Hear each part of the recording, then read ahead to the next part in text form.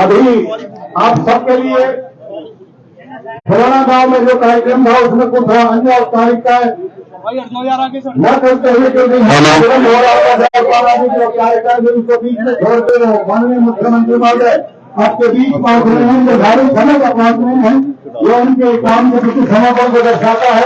एक बार जोरदार तालियां बजाइए, अपने स्थान पर खड़े होकर एक बार अपने स्थान पर खड़े होकर तालियां बजाइए, जोरदार अभिनंदन दीजिएगा। माननीय मुख्यमंत्री हरियाणा शिवराज जी यहाँ पर आ रहे हैं। सबसे पहले शिक्षा जगत को समर्पित शिक्षा के बड़ौदा महात्मा ज्योतिबा फुले जी की प्रतिमा पर पुष्पांजलि अर्पित करते हुए शिक्षा के प्रति उनके समर्पण को नमन किया जा रहा है। शिक्षा के प्रति उनके उनका जो त्याग तपस्या शिक्षा के प्रति महात्मा ज्योतिबा फुले को पुष्प अर्पित करने के लिए मनोहर लाल खट्टर जी जा चुके हैं।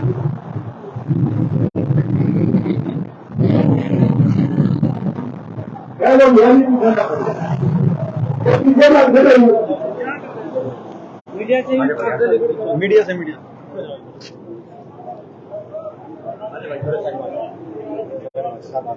आत्मज्योतिबा फुले जी इनका पूरा जीवन वीडियो को ज्यादा से ज्यादा शेयर करें।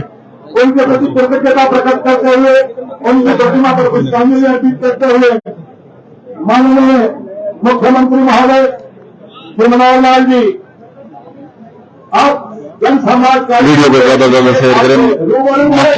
एक बार फिर जोरदार तालियां बजाइएगा, कीजिएगा जोरदार तालियां। मुख्यमंत्री लेनी चाहिए, भक्ति लेनी चाहिए और भक्ति लेनी चाहिए।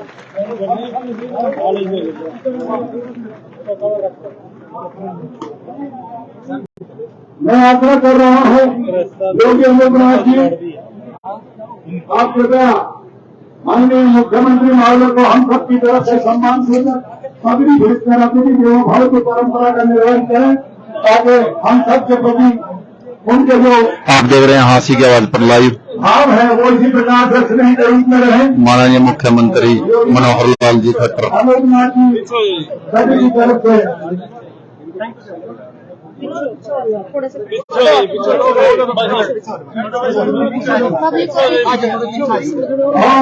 बड़ी विनती है अपने आप को शासन की सेवा में जोरदार ध्वनि के माध्यम से शामिल करते हुए अपने ऊपर का इजहार करें कि हम सब की तरफ से सम्मान पूर्वक पगड़ी माननीय मुख्यमंत्री महोदय ने स्वीकार की है। आप देख रहे हैं हांसी की आवाज पर लाइव माननीय मुख्यमंत्री मनोहर लाल खट्टर जी जो कि जनसंवाद कार्यक्रम के अंदर हिस्सा लेने के लिए लोगों के बीच रूबरू है। उनके साथ हांसी के विधायक माननीय विनोद राणा जी, राज्यसभा सांसद डिप्टी भट्ट जी और सांसद ब्रजेंद्र सिंह जी और उनको बुक्का भेंट कर रहे हैं। हम सब की तरफ से आग्रह माननीय मुख्यमंत्री महोदय से स्वागत के लिए देव सिंह सैनी जी माननीय मुख्यमंत्री स्वागत करते हुए आइए जन समाज के कार्यक्रम को विधिवत रूप से प्रारंभ करें। पेशे पर इसके मैं आग्रह कर रहा हूँ इस आयोजन के प्रत्येक पक्ष से जुड़े हमारे बहुत सम्मानित विधायक महोदय श्री विनोद राणा जी, मुझे आपसे विनती है कृपया आप आए और हमारे ग्रामीण तरीके से माननीय मुख्यमंत्री जी मुद्दों पर बैठकर लोगों की जन समस्याएं सुनेंगे। वीडियो को ज्यादा से ज्यादा शेयर करें, जितना भी हो सके वीडियो को ज्यादा से ज्यादा शेयर करें और माननीय मुख्यमंत्री जी के और विधायक माता की आज कहाँ में पहुंचे हरियाणा प्रदेश के लोगों की भीड़ मुख्यमंत्री माननीय मनोहर लाल जी यहाँ मंच पर विराजमान हमारे राज्यसभा के सदस्य जनरल डीपी भट्ट जी, हमारे लोकसभा के सदस्य चौधरी ब्रजेंद्र सिंह जी, थोड़ी ही देर में मुख्यमंत्री अपने जिला के जुझारू अध्यक्ष ढाणा के जी, आसपास के और ढाणा के लोगों की जन समस्याएं सुनेंगे यादव जी और जन संवाद सरपंच धूप सिंह जी, यहाँ उपस्थित सभी जिला के सभी प्रशासनिक अधिकारीगण, कर्मचारीगण, हमारे गांव ढाणा कला के और आसपास के गांव से आई मेरी बहुत ही सम्मानित माताओं, बहनों, बुजुर्गों, भाइयों और बहुत ही प्यारे बच्चों, आज हम सबका सौभाग्य है कि आज हमारे बीच में माननीय मुख्यमंत्री जी, मैं धन्यवाद भी करता हूं पूरे हाँसी हल्के की वीडियो को ज्यादा से ज्यादा शेयर करें। जन संवाद कार्यक्रम के हाँसी के आवाज परिचय लाइव देख रहे हैं आप। का फैसला लिया और हाँसी में 3 गांव का प्रोग्राम दिया जन संवाद कार्यक्रम का। मैं पूरे हल्के की तरफ से विशेष तौर पर इस इलाके के जिस इलाके में हम बैठे हैं, इस इलाके की तरफ से बहुत बहुत धन्यवाद करता हूं, बहुत बहुत स्वागत करता हूं। मैं और आप हमेशा मिलते हैं, एक दूसरे की मन की बात कहते हैं। आज हमारे बीच में माननीय मुख्यमंत्री जी, जो कभी कभार जिनको समय मिलता है, आज हमारे इलाके में आए हैं, हमारे गांव ढाणा कला में आए हैं। मैं आपके बीच में और माननीय मुख्यमंत्री जी के बीच में ज्यादा समय नहीं लेता। मैं तो केवल आपका एक वकील होने के नाते माननीय मुख्यमंत्री जी से करकर निवेदन करता हूं, हाथ जोड़ के प्रार्थना करता हूं कि हमारे इस इलाके की डिमांड जितनी भी इन्होंने दी है सारी पूरी करने का कष्ट करें। आप सबका बहुत बहुत धन्यवाद। जय हिंद। धन्यवाद मान्यवर विधायक महोदय, आपने ये कहा कि कभी कभी ऐसा नहीं है, दिल से हमेशा हाथी के साथ रहते हैं, अन्य संचार माध्यमों के तहत साथ रहते हैं, इनका हमेशा लगाव रहा है। मैं आग्रह कर रहा हूँ सांसद महोदय श्री विजेंद्र सिंह जी, कृपया आप आए और माननीय मुख्यमंत्री महोदय का और अन्य अतिथियों का स्वागत करें। जोरदार तालियां एमपी साहब श्री विजेंद्र सिंह जी के लिए बजाइए।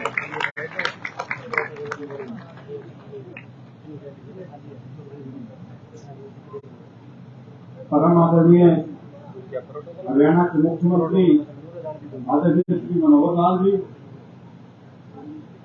संसद में मेरे वरिष्ठ साथी जनरल डीपी वत्स जी,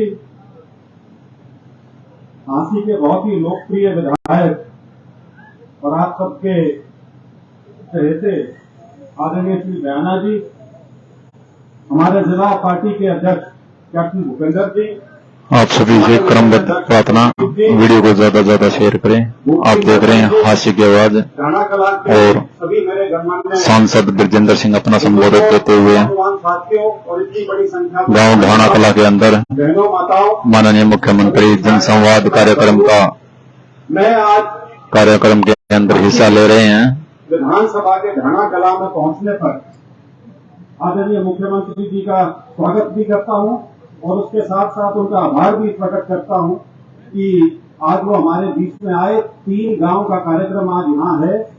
इससे पहले भी यदि मैं लोकसभा की बात करूं तो जनसंवाद कार्यक्रम की जो शुरुआत थी वो भवानी खेड़ा हल्के के गांव से शुरू हुई थी और उसके बाद अब इन 3 दिनों में 6, 7 और 8 को हाँसी, बरवाड़ा और नानौंद के गांव हैं, उनका सीएम साहब दौरा कर रहे हैं, जनसंवाद कर रहे हैं, सीधा लोगों के बीच में लोगों की परेशानियां जो हैं उससे रूबरू हो रहे हैं। और जो सरकार ने अब तक पिछले 9 साल में जो कार्य किए हैं पूरे प्रदेश में, जिले में या गांव के स्तर पे, उसका पूरी तरह से उल्लेख आपके सामने करेंगे। मेरा तो सिर्फ मुख्यमंत्री जी क्योंकि आए हैं तो फर्ज बनता है कि इलाके की तरफ से जो भी मांगे रखी गई हैं, जिस प्रकार से आपने इतना बड़ा दिल दिखा के पुराणों में लोगों की जो मांगे मांगी हैं, मुझे पूरा विश्वास है कि ढाणा कला और आसपास के गांव के जो लोग आए हैं उनकी जो प्रमुख मांगे हैं उनको आज यहाँ मौके पर आप मान के हम सबको कृतार्थ करेंगे। इन्हीं शब्दों के साथ मैं आपका पुनः यहाँ आने पर एक बार फिर से बहुत बहुत आभार व्यक्त करता हूँ। धन्यवाद। धन्यवाद मान्यवर सांसद महोदय। और आप कार्यक्रम को आगे बढ़ाएं। आप खुद आश्चर्यचकित रह जाएंगे कि माननीय मुख्यमंत्री महोदय आपके इलाके से किस प्रकार से जुड़े हैं। अभी जन कल्याण की जो योजनाएं आपकी अपनी लोकप्रिय सरकार हरियाणा द्वारा आपके लिए लागू की गई है, उसमें आपको कितना फायदा हुआ, उसके नाम में प्रत्येक गांव में किसको कितना फायदा हुआ, इस प्रकार से वो पूरी चीज पूरी बात की खबर रखते हैं। ऐसी विभूति जो कि संघ खत्म, सम्मत कम, सबका साथ सबका विकास, हरियाणा में एक ऐसे मंत्र के साथ वीडियो को ज्यादा से ज्यादा विकास के लिए हमें क्या शेयर करें और जनसंवाद कार्यक्रम का मुख्यमंत्री जी सुचारू रूप से संचालन कर रहे हैं। आप सबकी जोरदार तालियों के माध्यम से यात्रा कर रहा हूँ। माननीय मुख्यमंत्री महोदय जी से आप आए और अपनी सुनहरी दृष्टि के साथ आज के जनसंवाद कार्यक्रम को शुरुआत में जोरदार तालियां मिलेंगी। बोलो भारत माता की। सारी बात तो हंसते हंसी तक भी नहीं रही। विशाल दिल्ली चलने की दूर है। भारत माता की। भारत माता की। धन्यवाद। बाकी शुरू करने से पहले एक निवेदन, ये जो खड़े संसार से लोग आए हैं, ये अगर बैठ जाएंगे तो क्या आनंद आएगा। काफी देर बैठना है, पीछे जगह खाली है, दरी खाली है। ये जो खड़े हुए हैं, अगर यहाँ अधिकारी बैठे रहेंगे तो इनका जवाब देने को इनको भी उत्तर मिलेगा। ये जो उस साइड में भी खड़े हैं वो आ जाए, और ये जो यहाँ पीछे खड़े हैं इनको तो मैं कर दूंगा। जब आप पीछे बैठ जाएगा तो इनको हटा दूंगा, यहाँ से हटा दूंगा इनसे। और ये जो अपना स्टैंड लेकर के जरा यहाँ आ जाए, ये पुलिस वाले खड़े हैं और ये पुलिस वाले बाहर हो जाओ। मेरी सुरक्षा की गारंटी ढाना कला की है। करोगे नहीं भाई, करोगे ना। पुलिस वाले पीछे चले जाओ। आज भीड़ बहन की है, ये बहन भी खड़ी है बीच में, पुलिस वाले बाहर हो जाओ। माइक वाले बैठ जाओ अपनी जगह पर, जो जिसको देने जाना हो वहां चले जाना। ऐसा ना कि बातचीत में घर जैसे माहौल बना दीजिए। ये संवाद है, भाषण नहीं है। मैं कुछ बात करूंगा, कुछ आप करेंगे, मुझे आप समझेंगे, आपको मैं समझूंगा। तसल्ली से बैठना झंडा पर। यहाँ बीच में जगह और दरी पर खाली है, ये नौजवान भी इधर हैं खड़े हुए, आ जाओ बीच में। अच्छा दृश्य अच्छा बनेगा, मीडिया वालों को जरा थोड़ा अच्छा लगेगा, बढ़िया सा फोटो छपेगा इस गांव का। आ जाओ, यहाँ बीच में खाली है।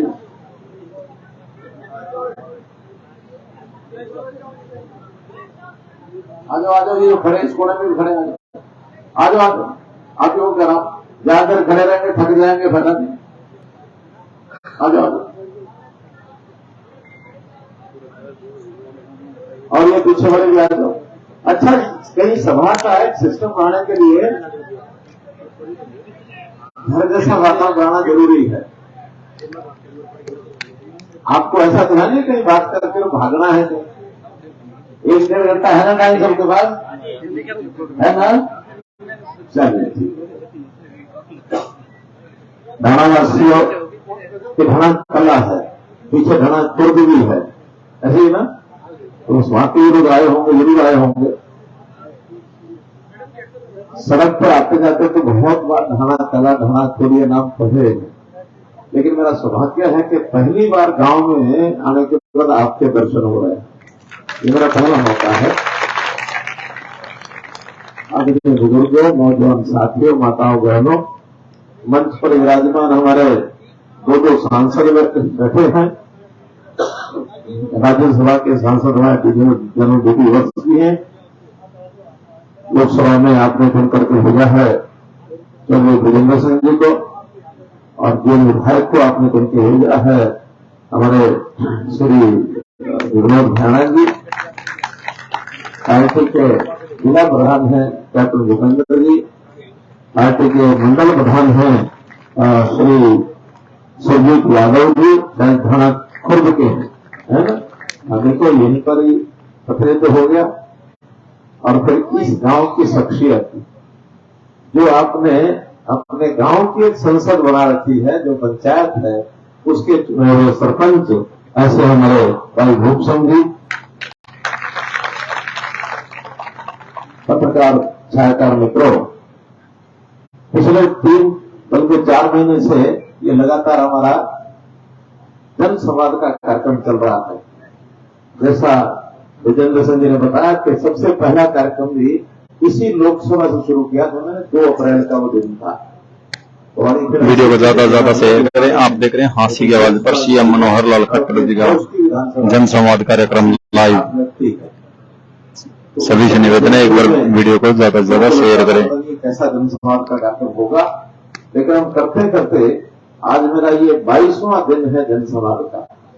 मैं इसमें कर्नाल विधानसभा को नहीं जोड़ रहा, वहां तो कई दिन लग गए हैं, क्योंकि वो जरा मेरे लिए थोड़ा सा अलग विधानसभा है, बाकी विधानसभाओं के हिसाब से अलग है ना वो, इस नाते से कि वो जो वहां तो मुझे वार्ड के हिसाब से, गांव के हिसाब से सब जगह एक विधायक के नाते जाना होता है, लेकिन आपके बीच में एक मुख्यमंत्री के नाते विधानसभा में पूरा दिन हास्य विधानसभा में रहेगा। इससे पहले गांव था बघाना, पुराना वर्ष का गांव है। पुराना से जब यहाँ आए हैं नाना कला, और शाम को पुराना में जाना होगा, फिर हास्य में जाकर रुकना होगा। तो इस कार्यक्रम में बहुत विषय ऐसे हैं जो शायद आपको जानकारी में नए हो सकते हैं, लेकिन विषय नहीं हो सकते हैं, उनका जो प्रभाव है, उसका जो लाभ है, उसको जरूर आप महसूस कर रहे हैं। और उसमें अगर मैं सबसे पहले एक ऐसी बात शुरू कर रहा हूं, शायद आप समझेंगे ये बात क्यों शुरू कर रहे हैं। मैं शुरू कर रहा हूं कि इस गांव की आबादी कितनी है, बताओ कोई? अप्रोक्सीमेट 3000 घाना कला की सरपंच बता रहे 6000, कोई और बताएगा? कोई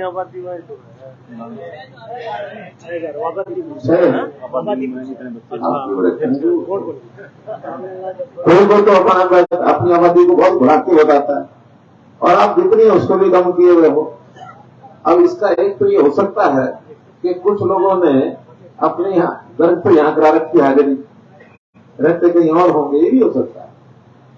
लेकिन हमने एक सिस्टम बनाया है अपना, और उस सिस्टम से एक एक परिवार को दर्ज करते हैं, उस परिवार के सदस्यों के नाम दर्ज करते हैं। वीडियो को ज्यादा से ज्यादा शेयर करें। आप देख रहे हैं हास्य की आवाज पर सीएम मनोहर लाल खट्टर का जनसंवाद कार्यक्रम लाइव। जिसका जन्म हुआ है उसका नाम भी 1 महीने के अंदर रख देते हैं, और जो कोई भगवान को प्यारा हो गया हो 1 महीने के अंदर वो भी कट जाता है। ये जो सिस्टम पहली बार किया हमने, पहले कभी नहीं होता था, और इस सिस्टम का नाम है फैमिली आईडी। क्या नाम है? हम में से किस किस ने अपनी फैमिली आईडी बनवाई है? सबने बनवाई। परिवार पहचान पत्र को कम समझते हैं, हिंदी को ज्यादा समझते हैं, इसी को हिंदी मानते हैं। ये कहते हैं फैमिली आईडी समझ में आती, परिवार पहचान पत्र शायद कई बार मैंने देखा था, मैं पूछता परिवार पहचान पत्र, आधे लोग हाथ खड़ा करते हैं, तो मैं कहता हूँ फैमिली आईडी, सब हाथ खड़ा करते हैं, तो नाम प्रचलित हो जाता है, इसलिए वो। अब लेकिन उसमें जो गिनती मेरे पास आई है और आप जो बता रहे हैं उसमें अंतर आ रहा है। आपने बताया 6000 और मेरे पास ये आंकड़ा आ रहा है 7638। एडीसी कौन है? आपके पास है कोई आंकड़ा?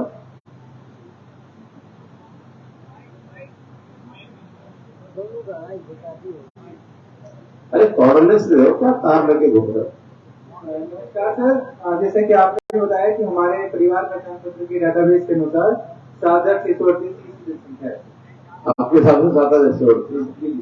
तो ये जो 6000 वाले हैं, ये वहां से लिस्ट निकाल लेना कि कहां गड़बड़ है, कौन कौन से परिवार हैं जो आपके साथ से यहाँ नहीं है। कोई ढाड़ियों वाले तो नहीं छोड़ दिया आपने, और यहाँ बना रखा उन्होंने फैमिली आईडी, और क्या? तो अगर बाहर रहते तो उनको वही बनवा जाते। मुझे लगता है कोई ना कोई आपको बता दिया कि जितनी गिनती ज्यादा लिखवाओगे उतना फायदा गांव को भी होगा। गांव को फायदा पता क्या होता है? अब जो ग्रांट मिलती है वो आबादी के हिसाब से मिलती है। अगर 1000 आबादी किसी गांव की कम हो गई या ज्यादा हो गई तो ग्रांट में ये फर्क पड़ जाएगा 20 लाख का। आपके यहाँ तो 1000 से भी ऊपर फर्क पड़ रहा है। यह तो मैंने समझा दिया, भाई ग्रांट ज्यादा लेनी है तो आबादी बढ़ा के रखो। एडी साहब चेक कराओ, ठीक है? हाँ, जरा डोर टू डोर सर्वे करा के ये आबादी शिकायत ये तो बनती है कि हमारे गांव की आबादी 10,000 है, आपके पास 7,600 लिखी हुई है। अब उनको कहते हुए चेक करा लो जाता है, लेकिन यहाँ उल्टा हो रहा है कि कम कह रहे हैं, हमारी ज्यादा आ रही है, तो चेक करा के इसको देखो। अब हम इस को रखते इसलिए हैं कि परिवार यानी सारे गांव के सब परिवारों की ताजा जानकारी हमारे पास रहे। यानी हम तो यहां तक है कि गांव में जो आदमी रहते हैं, किस आदमी का जन्मदिन कब है ये भी हिसाब रखते हैं। और इसके लिए तो हमने पिछले दिनों ये शुरू किया था कि जिसका जिस दिन जन्मदिन आए उस दिन उसको बधाई दे दो। आप में से किसी को बधाई आई है जन्मदिन की? कितने आदमी को जन्मदिन की बधाई आई है? टेलीफोन पर SMS आता है। आज भी गांव का आज की डेट यानी तारीख है 6 सितंबर 6-9 साल तो कोई भी होगा किसी का भी, लेकिन 6 सितंबर जो है गांव में 6 लोगों का जन्मदिन है। ये मेरे पास हिसाब है नाना खोल। और उसमें से मैंने डी साहब को कहा था, मैंने 2 नाम जो उसमें से मैं निकाल के बताए थे जो बोला लेना। एक तो बालक है कीरत यादव और दूसरा एक बेटी है रेखा रामनिवास और कीरत यादव प्रतीक। आए होंगे ये दोनों? क्यों डी साहब बुलाए होंगे? बुलाओ जरा इनको, शुभकामना आशीर्वाद देते हैं। आ जाओगे। कौन है कीरत यादव? कौन है? रेखा कौन है? लाइए इनको जरा शुभकामना आशीर्वाद की भेंट भी देंगे इनको।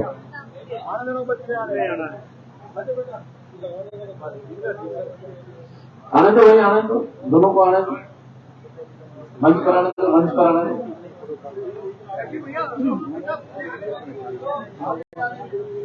अच्छा कीर्ति यादव यही बेटी है? हाँ हाँ, चलिए आइए।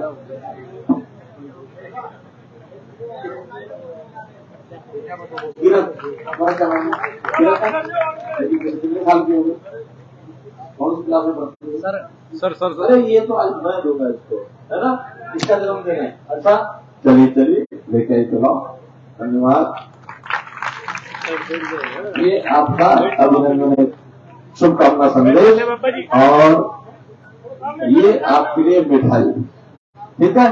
तो जाके खिलाना, अपने दोस्तों को भाइयों को खिलाना। और सुनो एक पढ़ने के लिए कहानी है, अच्छी है?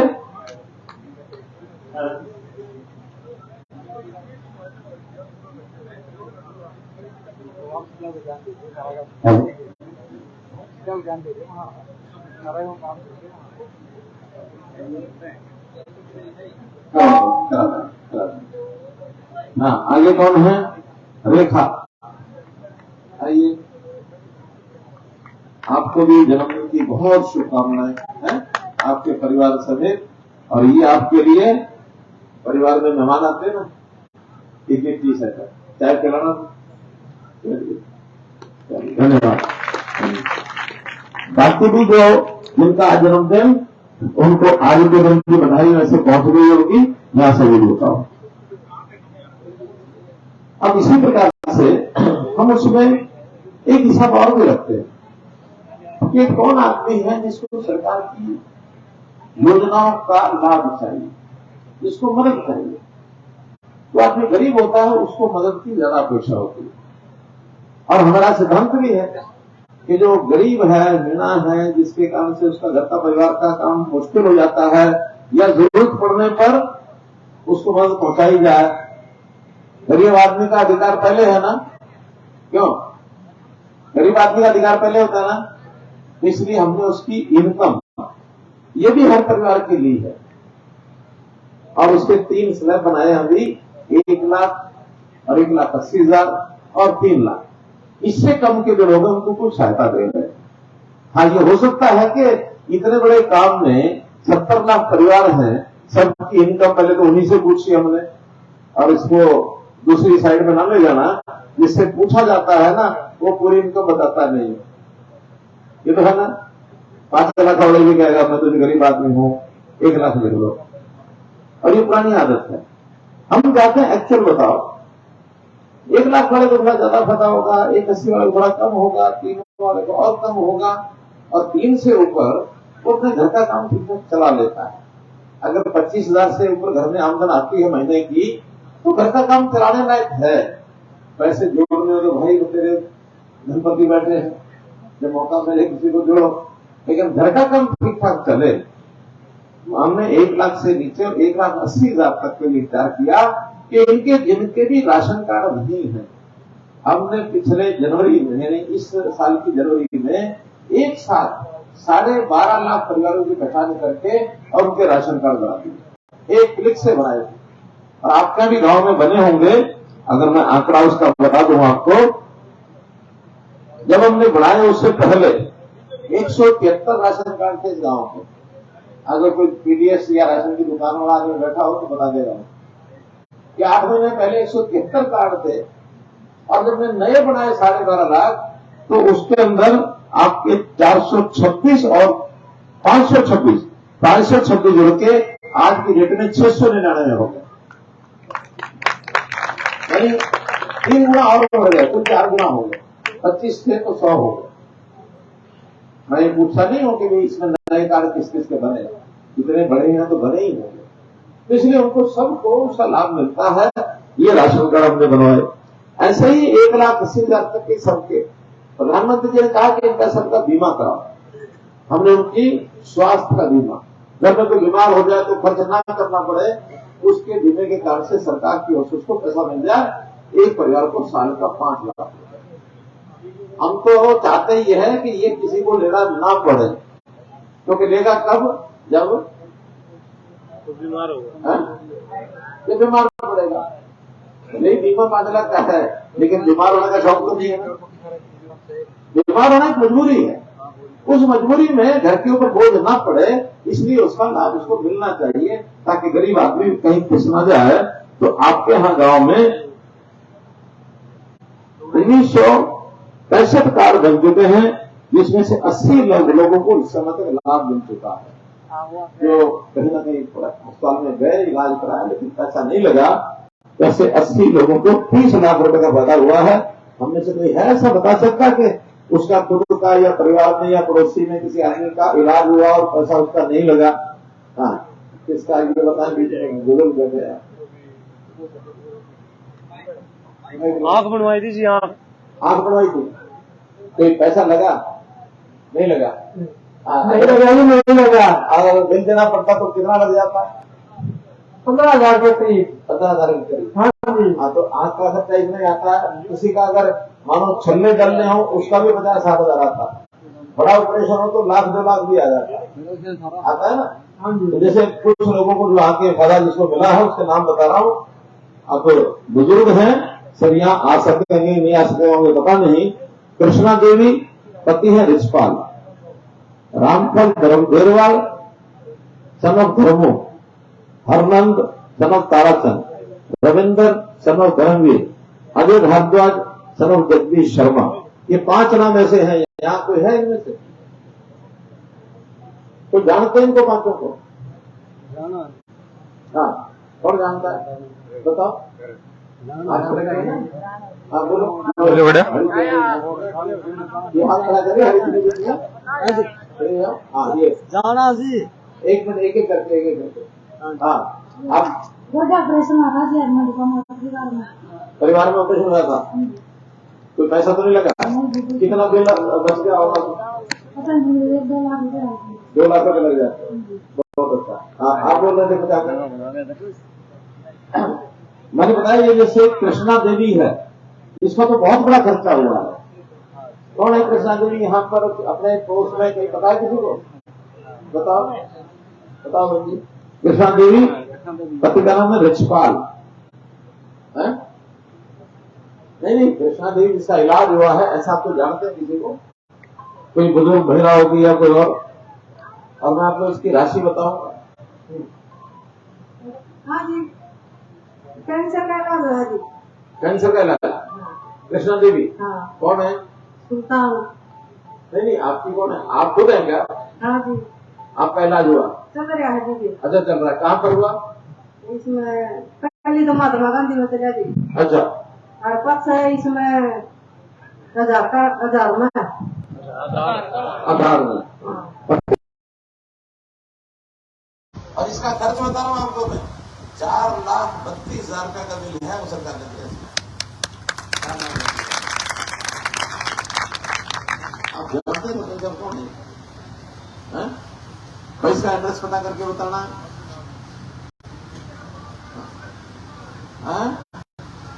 देवी के अच्छा, कौन है कृष्णा देवी? यही होंगे जी, ये इसका बाप अच्छा, का नाम है जी। क्यों बाप का नाम रिश्वाल है? बोल भाई।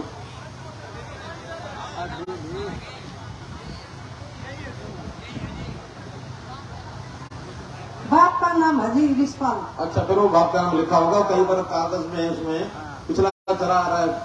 दूसरा का मैं नाम समझ गया, तो रिछपाल बस दोनों लिखा। चलिए, तो गलती हो गई है, लेकिन फिर भी ये आपका इलाज वहाँ अस्पताल में एडमिट रहे थे आप? हाँ जी। 4,32,000 रुपए का खर्चा, पता आपको? नहीं जी, हमें पता नहीं। पता नहीं क्या? तो इसका जो रिकॉर्ड है पता करो, ये कैंसर का इलाज क्या हुआ था और इतना पैसा, इतना बिल कैसे लगा है। कई बार ये भी ध्यान करना पड़ता है, कहीं अस्पताल वाला तो नहीं कोई गड़बड़ कर गया कुछ, उसको भी नजर रखनी पड़ेगी।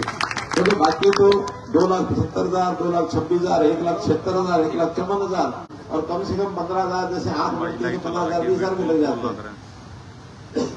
इस प्रकार से ये लाभ इनको सबको मिलता है।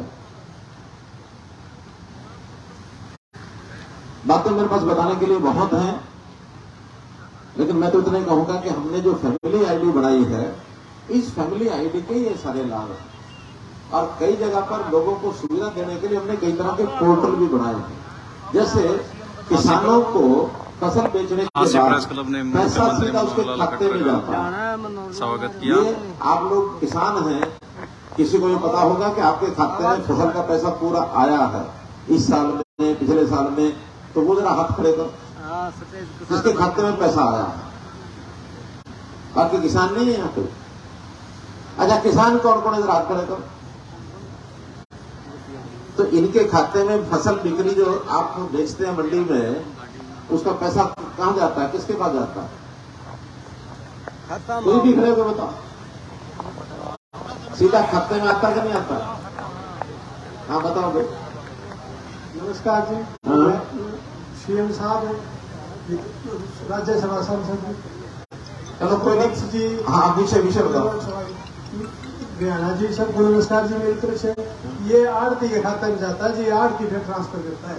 अभी भी आरती खाते में जाता है? हाँ, अभी भी जाता है। जमींदार का कम ही आता है, कोई एक आधा के सीधा आता है कि नहीं, आड़ती के जाता है। आड़ती फिर वो डिमांड के हिसाब से जमींदार जो जितनी फसल बेचता है उसके हिसाब से कौन करेगा, कौन सा डिपार्टमेंट वो करेगा? कौन है मार्केटिंग बोर्ड में?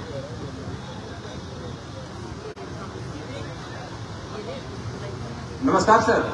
सर, ये सीधा किसान के खाते में ही जाता है सर। इनका नाम ले और चेक करके बताओ। जी सर। केवल एक सैंपल केस दोगे तब पता लग जाएगा। जी सर। और कौन कौन ऐसा कहता है जिसका नाम जो है उसके खाते में नहीं आता और आड़ती के खाते में जाता है? ऐसे जरा हाथ खड़े करो।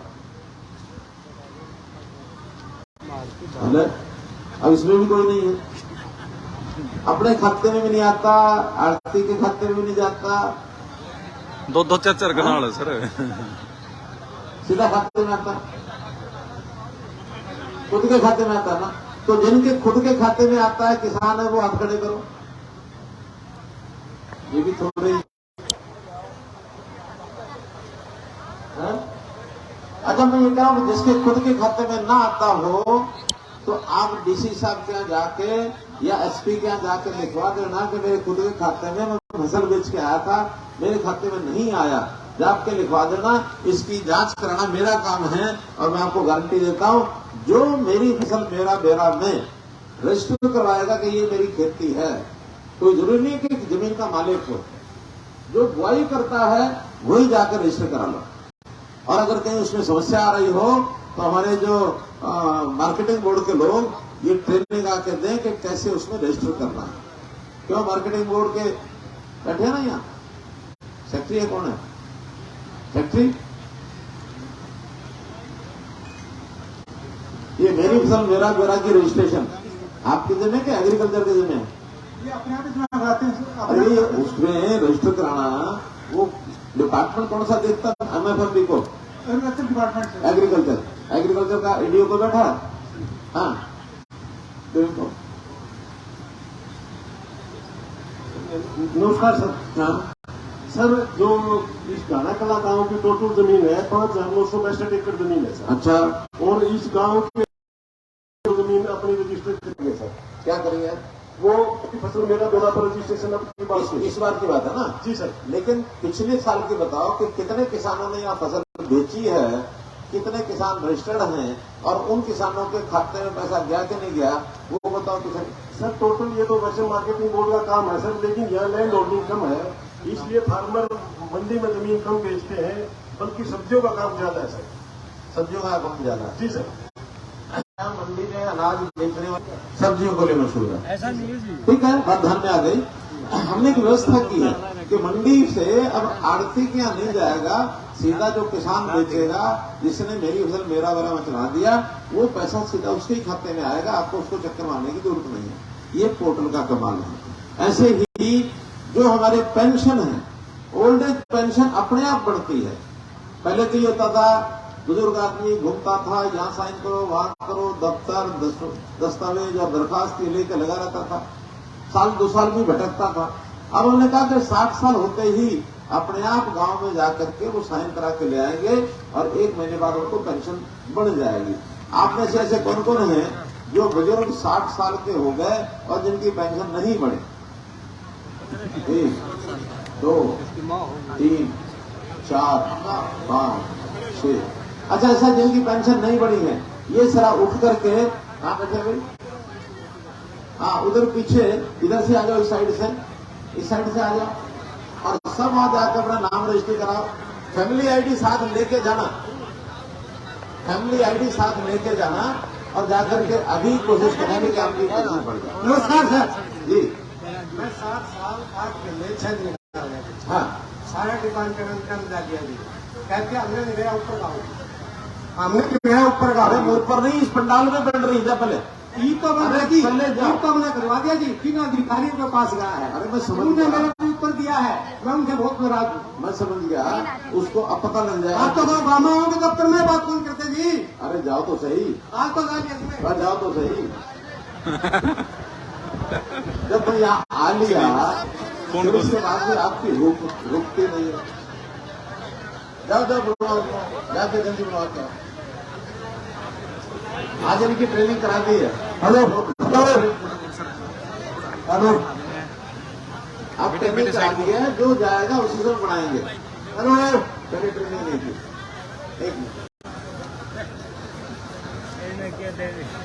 हेलो ऐसा नहीं भाई, किसने दिया? ये क्यों पकड़ाया इनको? ऐसे नहीं लेना भाई। अब लेते बैठ जाओ।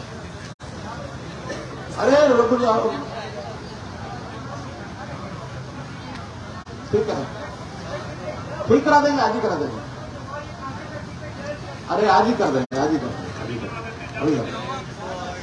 देखिए, कुछ लोगों को ये कठिनाइयां आएंगी। कारण क्या कि आईटी के सिस्टम से पुराने लोगों को तरीका अभी आता नहीं है। हमने इसके लिए एक तो जितने हमारे ऑफिस यहाँ हैं, सभी अधिकारियों को ट्रेंड किया है कि भी कोई भी आदमी आए, उसका जो पोर्टल का या जो आईटी का सिस्टम है, उसमें उसका तुरंत ठीक करो। और क्योंकि 5-7 महीने हो गए ये, अब लगभग 10% रह गई होंगी सारी घटनाएं, और आने वाले महीने में 2 महीने में एक एक करके सब ठीक करेंगे। लेकिन एक ये रामबाण है, सारी सेवाएं आपके घर पहुंचा देगा। क्योंकि पहले तो लाइव चला रहा। और बहुत, मैं बता रहा हूँ, 12.5 लाख लोग ऐसे निकले जिनका राशन कार्ड बन ही नहीं पाया था। इतने 160 बनाने कम बात है। अब जैसे पेंशन है, आपके यहाँ पेंशन के नाते से भी 2 लोग ऐसे भी हैं जिसको जाना नहीं पड़ा दफ्तर में, अपने आप आके साइन करा के चले गए। Dharmpal son of Ramchandra, Satvir Singh son of Ratanlal, ये 2 लोग ऐसे हैं जिनके घर में बैठे पेंशन बन के आई है। अब आपके यहाँ कोई अगर मान लो वहां डेट ऑफ बर्थ की इसकी उसकी गलती रह गई होगी, इसलिए नहीं आए। अब हमने पिछले महीने ऐसे सब लोगों की डेट ऑफ बर्थ ठीक करा दी है, और कल ही 80,000 लोगों की डेट ऑफ बर्थ ठीक करा के उन सब की पेंशन 1 महीने के अंदर बढ़ जाएगी। उसमें हो सकता है आपके 8-10 लोग जो आज खड़े हुए हैं ये होंगे, तो इन सब की पेंशन जो है ये घर बैठे बढ़ेगी, चिंता मत करो।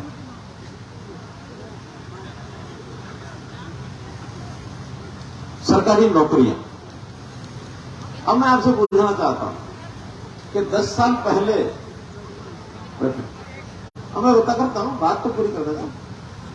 10 साल पहले जब किसी को नौकरी लेनी होती थी, नौजवान जो होता था या कोई महिला लड़की हमारी जो नौकरी की उम्र की हो जाती थी, पढ़ लिखने के बाद भी माँ बाप के ऊपर प्रेशर डालते थे कि मेरी नौकरी लगवाओ।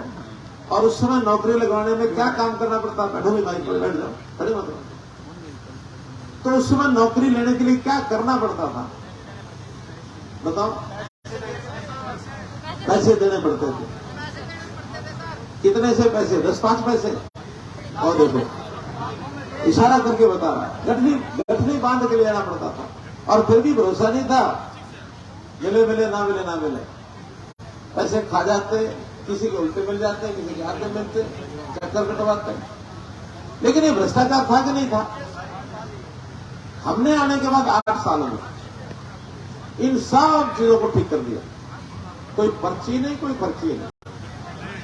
अब जिसकी लगनी है मेरिट के ऊपर घर बैठे नौकरी मिलनी है। और आपके गांव में भी मेरे पास जो रिकॉर्ड है, 49 लोग ऐसे हैं जो हमारे ही शासन में नौकरी लगे हैं बिना किसी ही लिखत के।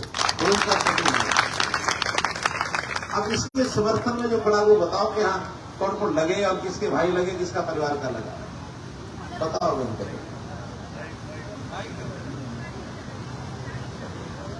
नमस्कार सर। नमस्कार सर, हम हरियाणा पुलिस के कैंडिडेट हैं और 2019 के आपने बहुत ही शानदार, बहुत ही बिना पर्ची खर्ची के लिए जो भर्ती करवाई है उसके लिए आपका बहुत बहुत धन्यवाद सर। पहले भर्तियां होती थी लेकिन सिर्फ और सिर्फ पैसे वाले ही लगते थे। गरीब परिवार के बच्चे माँ के साथ में आके लगे हैं सर। और हम हरियाणा पुलिस वेटिंग के कैंडिडेट हैं सर, और हम चाहते हैं कि जो बायोमेट्रिक सेंड में जो बच्चे हुए उनकी जगह आप हमें दे दें सर। ऐसा है, उसमें थोड़ी कठिनाई मैं आपको बता देता हूँ, मुझे जानकारियां सारी हैं। कुछ वर्ष पहले तक वेटिंग लिस्ट पुलिस की डिमांड की बाकियों की बढ़ती थी जी सर, इसलिए वो सारे रह गए। अब हमने कहा कि नई भर्ती 5000 पहले निकली है, 5000 और निकली है। अब हमने रूल बदल करके आगे इस वेटिंग का सिस्टम चालू किया। लेकिन पुलिस का सिस्टम अभी वेटिंग का नहीं था, इसलिए वेटिंग वाले थोड़ा लाइन में लगे हैं। देखते हैं क्या होगा क्या नहीं होगा, लेकिन अभी तो पिछली भर्ती का वेटिंग का सिस्टम पुलिस में नहीं है। आगे देखो। नमस्कार सर जी, आप और आपकी सरकार को मैं बधाई के पात्र हो कि आपने ट्रांसपेरेंसी के साथ भर्ती की लास्ट 9 ईयर से सर, और हमें विश्वास है कि आप आगे भी ऐसे ही करोगे सर। जैसे सर उदाहरण के तौर पर ग्रुप 57 हुआ सर, वो एकदम ट्रांसपेरेंसी के साथ हुआ है सर, उसमें कोई प्रॉब्लम नहीं है सर जी। लेकिन एजेंसी की गलती की वजह से ग्रुप 56 में 41 क्वेश्चन रिपीट हो गए, और हमें विश्वास है कि आप पढ़ने वाले बच्चों के साथ अन्याय नहीं करोगे, आप हमारा न्याय करोगे और ये एग्जाम लोगे सर, और कोर्ट में भी हमारा साथ दोगे। देखिए, जो आखिरी लाइन आपने बोली मैं उससे सहमत हूँ। ये केस कोर्ट में चला गया है और कोर्ट में हम आप ही के बच्चे हैं सर। मैं क्या कह रहा हूँ, सुनो ना पूरी बात सुन लो, आपको समझ आएगी। हम कोर्ट में आपकी सहायता करने के लिए तैयार हैं। हमने ही कहा है कि जल्दी फैसला करो ताकि हम आगे के भी काम करा सकें। एक बात और समझो, आदमी कोशिश कितनी कर ले, कुछ बातें जो होती है ना पता कहाँ लिखी होती है, वो लिखी होती है यहाँ। और इसका उदाहरण ये 56 साल का बता रहा हूँ। हुआ ये कि एग्जाम होना था पहले 56 का, फिर होना था 57 का। 56 वालों के पेपर में से 41 प्रश्न 57 में जाकर के और डुप्लीकेट होते। हुआ क्या, एक दिन में उल्टा पुल्टा हो गया कि पहले 57 का हो गया, फिर 56 का हो गया। अब 57 वाले कहते भी हमारा तो क्लियर था, 57 में से 56 में 41 और आ गए। अब वो 56 में 57 में आए, 57 के 56 में आए, इसलिए किसी की गलती नहीं है। लेकिन फिर भी चूंकि कोर्ट में मामला गया हुआ है तो कोर्ट जल्दी फैसला कर देगा। जो पहले वाले हैं उनका तो कोई कसूर है ही नहीं। 57 वालों का मुद्दे को लेकर 56 वालों को ये कहते हैं क्योंकि 57 वाले बच्चे भी 56 में देने गए थे, इसलिए कुछ गलतियां अगर उनकी 57 में हुई होंगी तो 56 में अपने आप 56 यही है ना। करने के लिए तो कोर्ट इस बात का संज्ञान ले रहा है, जल्दी हम चाहेंगे फैसला हो जाए। अकेले 57 का रिजल्ट निकला है तो ठीक, दोनों का निकला है तो ठीक, हम कोशिश करें। वीडियो को ज्यादा से ज्यादा शेयर करें। हाँ, जो भी वितरण करिए।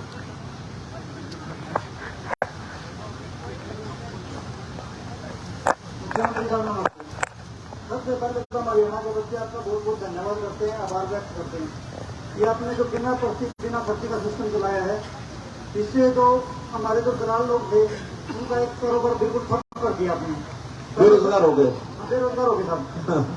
आपको पता है, पहले सभी को पता है कि पहले कितने पैसे देने पड़ते थे और कैसे भर्ती होती थी, और जो आपने 32,000 वैकेंसी निकाली है साहब, इसके लिए आप एक बहुत बड़े बधाई के पात्र हो, क्योंकि 32,000 वैकेंसी आज तक मैंने हरियाणा के इतिहास में नहीं देखी, मेरी उम्र में तो देखी नहीं है। पहले हमारे बुजुर्ग लोगों की उम्र में आगे तो पता नहीं मेरे को। आपने 32,000 वैकेंसी जो निकाली है उसका तो माननीय चेयरमैन श्री गोपाल सिंह खत्री साहब को सौंपा है, जो कि एक बहुत ही ईमानदार और छात्र इसके चेयरमैन है साहब। और उन्होंने संकल्प लिया कि मैं जल्दी से जल्दी इन 32,000 पदों को पूरा करूंगा। तो पूरा करने के लिए ग्रुप 56 का भी आयोजित करवाया, 57 का भी आयोजित करवाया। 57 के क्वेश्चन जो रिपीट होकर 56 में आ गए, वो सभी के लिए आए थे साहब, न कि एक बच्चे के लिए आए थे, क्योंकि इंटरनेट का जमाना है, सब देख के जाते हैं सोल्यूशन, और वहाँ पे भी रिपीट हुए थे। तो इसका सोल्यूशन ये है साहब, या तो आप सभी के साथ दो, या सभी को दे दो, या जैसे है वैसे के वैसे रहने दो, ताकि सभी के साथ न्याय हो जाए, किसी के साथ भी अन्याय ना हो।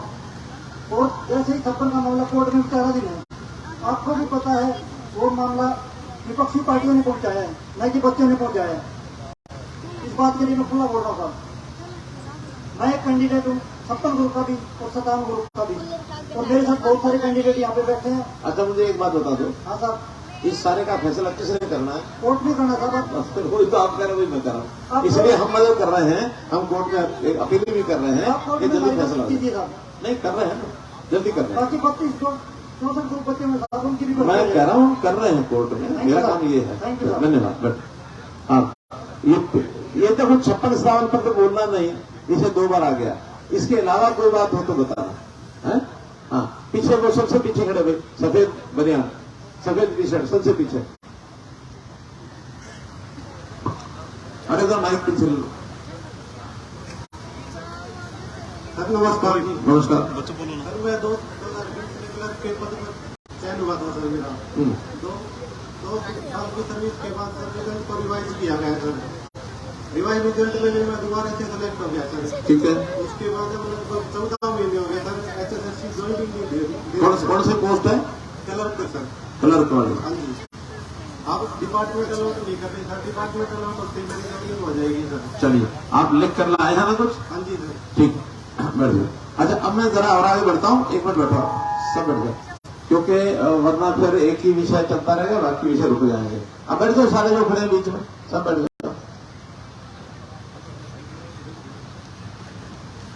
अभी जो लोग अपने इस गांव के होंगे या आसपास के गांव के, चाहे सरपंच आए हों चाहे बाकी लोग आए हों, अपने साथ लिख करके डिमांड कौन कौन लेके आया है, जरा हाथ खड़े करो। बैठे बैठे, उठना नहीं, फिर ना दिखाओ। अब क्योंकि ये सारे की सारी मुझे अपने साथ लेके जाने हैं, जो यहाँ डीसी लेवल की होंगी वो इनको दे देंगे, जो मुझे चंडीगढ़ ले जानी है वो चंडीगढ़ ले जाएंगे। एक बात ध्यान रखना कि आपका एक एक वाक्य, एक एक शब्द पढ़ा जाएगा। मेरे पास अभी पिछले जनसंवाद के कार्यक्रम में इस समय तक लगभग 19,000 शिकायतें ऐसी आई हैं। उसमें हमने 3,500 को सॉल्व करके और लोगों को भेज भी दी है। 13,000 ऐसी हैं जो भी पाइपलाइन में है, तो हम काम होने में टाइम भी लगता है। ऐसे हरेक का जवाब हम देते हैं। आप अपनी एप्लीकेशन पर नाम के साथ नंबर, यानी फोन नंबर, ये जरूर लिख देना, क्योंकि फोन नंबर के बिना संपर्क किसको करेंगे, संपर्क करना जरूरी है। और जो सरपंच हैं वो अपने कई डिमांड लिखी होती हैं, गांव की 5, 7, 8 होती हैं, तो उसमें जो सबसे नंबर 1 आपको लगता है ये जरूर प्राणी है, उस पर तो 1 नंबर डाल दो, और जो उसके बाद बहुत ज्यादा आपको लगता है कुछ दूसरी भी है तो 2 डाल दो, ताकि हम प्रायोरिटी करके हर गांव का कोई एक बड़ा काम, चाहे आप 10 गांव हैं, 15 हैं, जितने भी आए हैं, उनका एक एक काम को सबका हम प्रायोरिटी से करा ही देंगे। ठीक है। तो इस सारे संबंध में जितने कागज हमारे पास हैं, मेरे स्टाफ के लोग आएंगे और सभी के कागज को लेके जाएंगे। ले आओ भाई, इधर जो हमारे पुलिस का स्टाफ है ये भी चले जाओ, सब कागज दे दो इनको।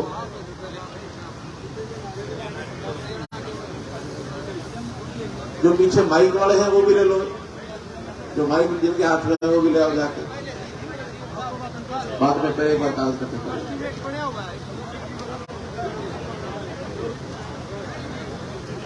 बोलो भारत माता की।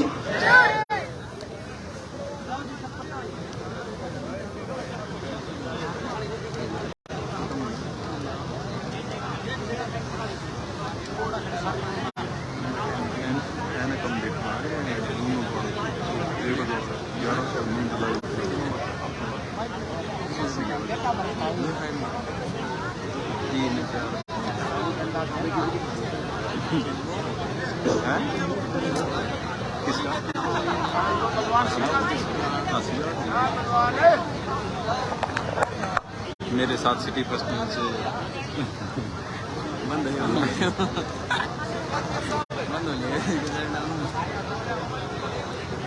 कागज दे दो, हाथ में करेंगे कागज दे।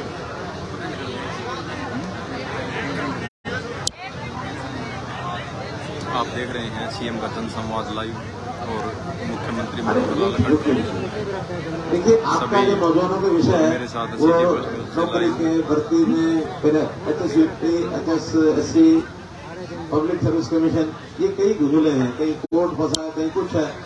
जनरल पब्लिक वाले विषय तो नहीं है। आप अगर अलग से भी 10 मिनट अपनी बात रखेंगे मैं सुन लूंगा, लेकिन मैं आपको सारे विषय बता के जाऊंगा। मुख्यमंत्री क्या चल रहा है, कोर्ट में चल रहा है, उसका उसमें आपकी मदद लाइव करें। देख रहे हैं। हंसी के बाद पर वीडियो को ज्यादा जो कोर्ट में नहीं है, सरकार के पास है, तो आपने अपने कागज में लेके दिया है ना, अपनी कागज लेके दिया ना।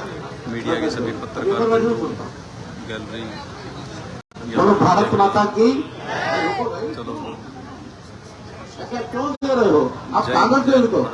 वीडियो को नहीं चाहिए भाई। फांसी के बाद आप गायक हो भले कुछ भी, आप कागज दे दो इनको।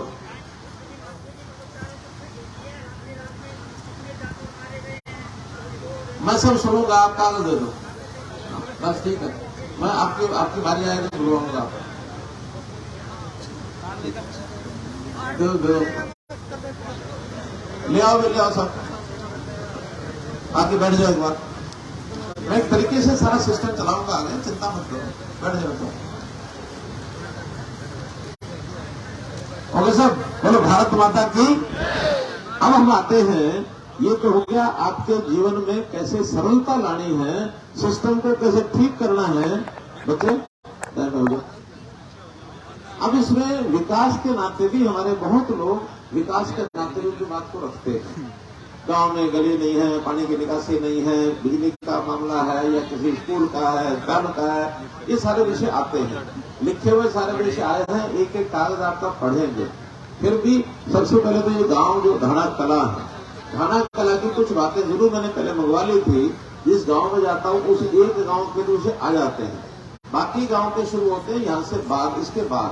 तो इसलिए जो ढाणा कला की जो चीज आई हुई है उसका मैं सारा विषय आपके सामने रखता हूं।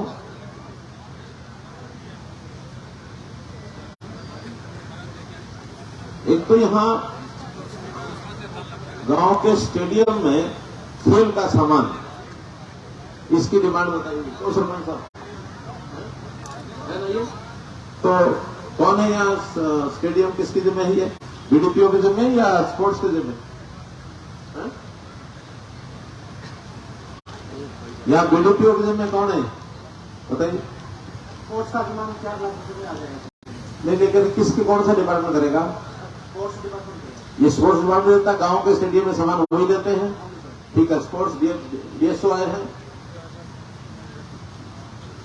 डीएसओ भाई, डीएसओ आए क्या? नहीं, कौन है डीएसओ? नाम क्या उसका?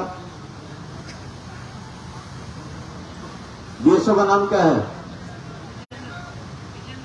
आया नहीं ना? है रस्ते में मतलब? ठीक है, डीएसओ को सस्पेंड करके छुट्टी करते हैं। डीएसओ झाड़ देना, सस्पेंड। यानी एक तरफ सारी सरकार यहां बैठी है और डिस्ट्रिक्ट का स्पोर्ट्स ऑफिसर यहां नहीं है। और स्पोर्ट्स मिनिस्टर के नाते तो जिम्मेदारी मेरी है अभी, उस नाते भी उसकी जिम्मेदारी बनती है, उसको सस्पेंड करो, बात करो। ठीक है, आपका जो ये स्पोर्ट्स वाला मामला है सामान का, इसका हल कराएंगे।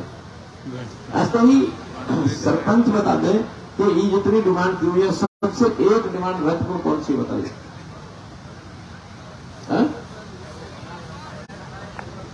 अच्छा, ये NH9 का विषय है, ये NH9 ही रहेगा, इसलिए हम तो एक पत्र लिख देंगे। करने के लिए उन्हीं को कहना पड़ेगा, वो कितना जल्दी करते हैं, आप करते हैं, बाद में करते हैं। वो सर्विस तो NH के साथ, नेशनल हाईवे के साथ जितनी सर्विस बढ़ाते हैं वो नेशनल हाईवे वाले ही बढ़ाते हैं, वो स्टेट का काम नहीं है। जो स्टेट का काम हो या पंचायती राज का काम हो, ऐसा कोई एक काम आप बताओ कि ये हमारे गांव का जरूरी है। 1 घंटे 12 से 15 तक की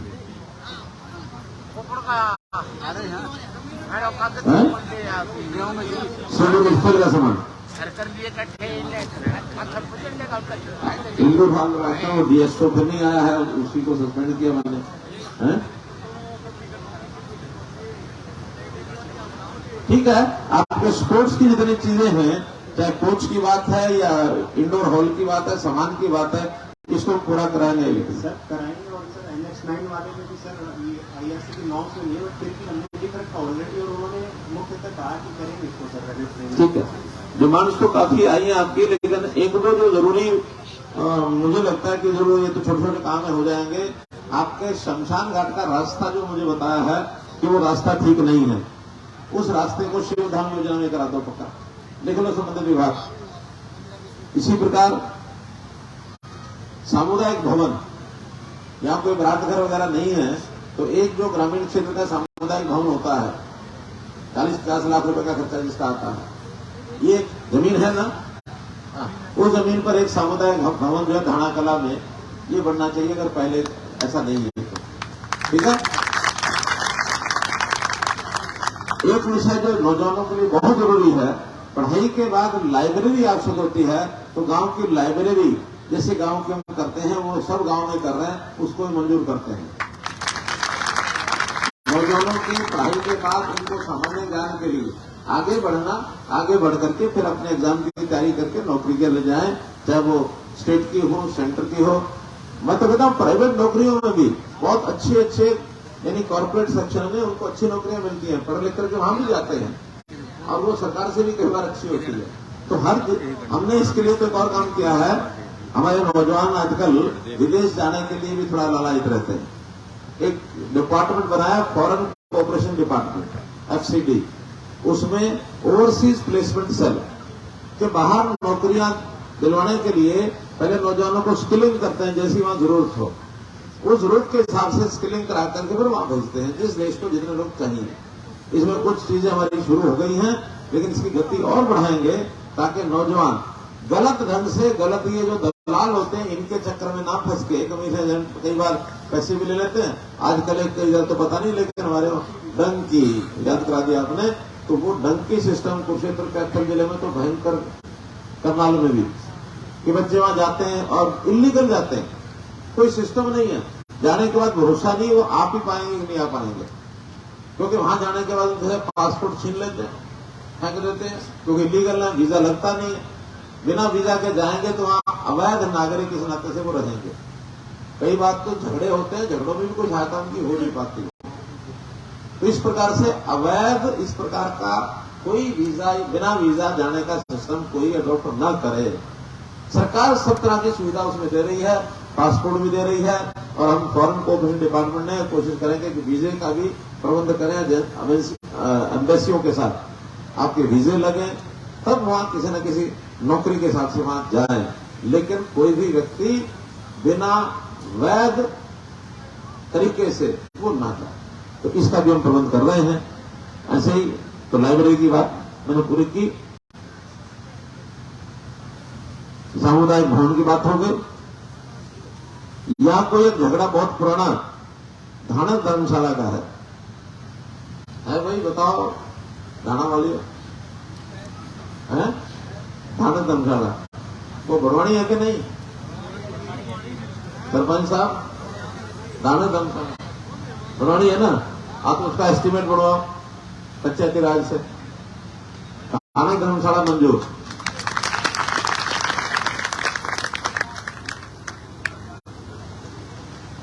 हमें मिलजुल कर कहे, झगड़ा क्यों करना? गौशाला का क्या विषय यहाँ था? जगह है 4 एकड़ है ना, पंचायत देने के लिए तैयार है, गांव के लोग चला लेंगे, क्योंकि हम तो वन टाइम एक बार जो ग्रांट देंगे, ठीक है ना, उसमें कोई शेड बन जाए या उसमें कोई उसकी जो चारदीवारी और उसकी जो बाकी पोल खाल क्या पोल बोलते हैं उसको मिल जाए, पानी की व्यवस्था हो जाए, लेकिन उसके बाद गांव को चलानी होगी। गांव की समिति बनेगी, और गौशाला को बढ़िया ढंग से चलाएंगे। और इसमें भी आजकल जो ये बेसहारा पशुधन है, ये सड़कों में गलियों पर घूमते रहते हैं, लोग दूध निकालते हैं, बाद में गाय को छोड़ देते हैं। ये बहुत गलत काम है, अच्छा नहीं है। और हम आगे क्या कर रहे हैं कि हर पशु, चाहे वो प्राइवेट हो चाहे गौशाला का हो, उसके कान में एक टैग लगा रहे हैं। उस टैग में मशीन लगा के देख लो, टैग में पता लग जाएगा मालिक कौन है, ये कहां का है, 1 मिनट पता लग जाएगा। और अब किसी ने बेसहारा करके उसको छोड़ दिया तो उस परिवार के ऊपर जुर्माना लगाएंगे कि गाय दूध देती है तो घर में रखो, लेकिन नहीं देती तब भी घर में रखो, उसको पालो। ये नहीं है 6-8 महीने दूध पिया और बाद में जेवड़ा खोला, ले भाई जा चला जा, फिर वो चलने के लिए खेतों में घुसने नहीं देगा और गलियों में इधर उधर वो फिर खाती फिरेगी अपना पॉलिथीन, और उसके बाद सड़क पर घूमेगी, एक्सीडेंट होंगे। कई एक्सीडेंट में तो भयंकर एक्सीडेंट हुए, नुकसान हो गया बड़ा। तो इसलिए हम गौशालाएं चाहते हैं। इस बार गौशालाओं का बजट पिछली बार के बजट से 10 गुना किया मैंने, 10 गुना। पहले 40 करोड़ होता था, इस बार 400 करोड़ किया। लेकिन ये 340 करोड़ नई गौशालाओं को उनको देंगे जो बेसहारा पशुधन को लाके रखेगा। उनकी गौशाला बढ़ाने के लिए भी देंगे और वो साल भर के लिए चारे का भी देना वो भी देंगे, ऐसा नहीं देंगे। तो वो लोग 4 एकड़ पर गौशाला बनाने के तैयार है, गांव समिति बनेगी, तो उसके कुछ गांव से इकट्ठा करो और 21 लाख रुपया मैं घोषणा करता हूं प्रोफेसर पहली किस्त के रूप में दे रहा हूं, और जरूरत भी दे देंगे। तो उसको शुरुआत करो।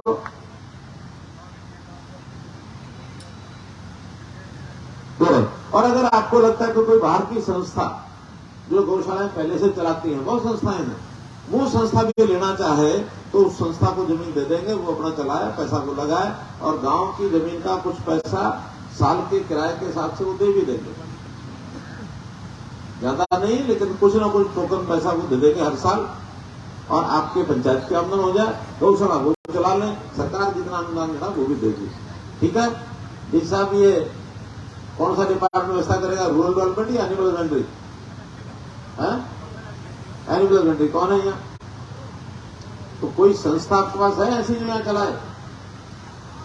सर संस्था ऐसे तो नहीं है, लेकिन हासिल कौल भी है और ये लोग करेंगे तो जो उसके गोसेवा आयोग से भी और करते हैं सर। इनकी एक समिति बनाओ रजिस्टर्ड। जी सर। वो समिति और डिपार्टमेंट में गो सेवा आयोग, क्योंकि सारे फंड गो सेवा आयोग के थ्रू आएंगे, और इधर ग्राम पंचायत, तीनों का मिला के एमओयू हो और फिर उसके हिसाब से जमीन अलॉट करके उसको चलेगा, पैसा हम देना शुरू कर देंगे। आपकी गौशाला की मांग भी पूरी हो जाती है।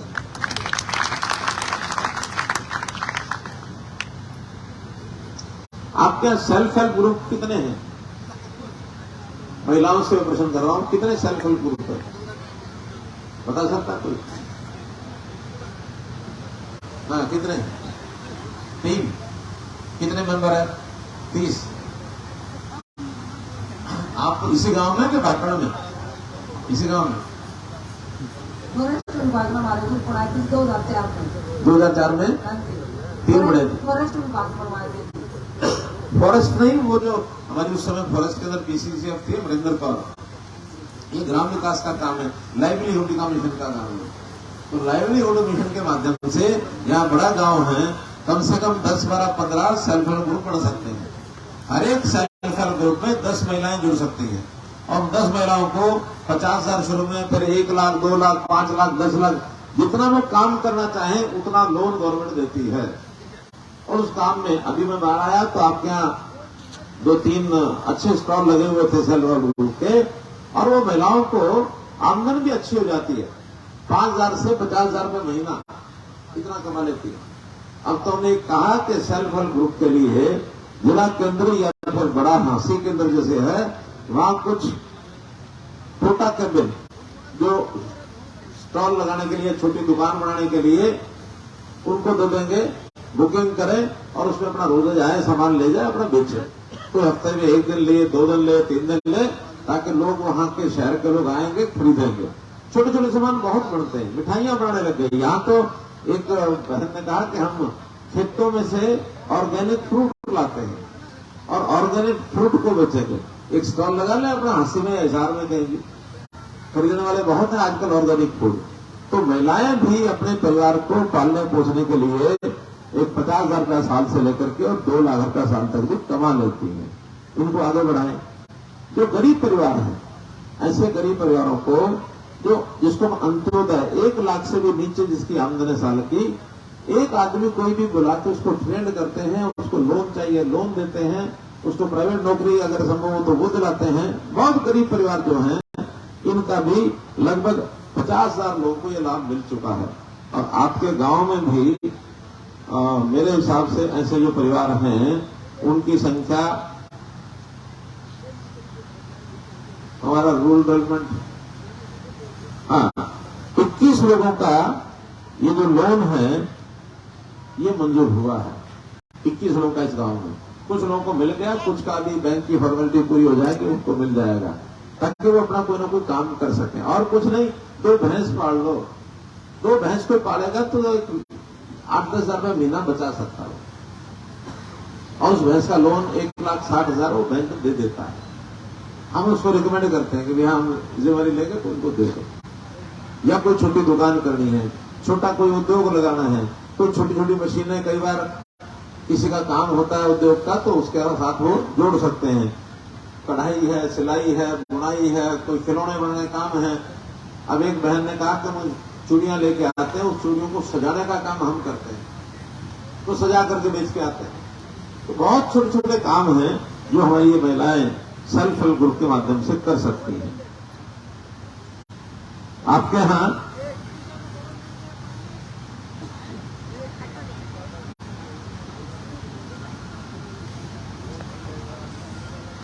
लाइब्रेरी की बात हो गई, धानक समाज की धर्मशाला का हो गया, सामुदायिक भवन की बात हो गई, सर्विस लेन की बात हो गई, प्राइमरी स्कूल की बिल्डिंग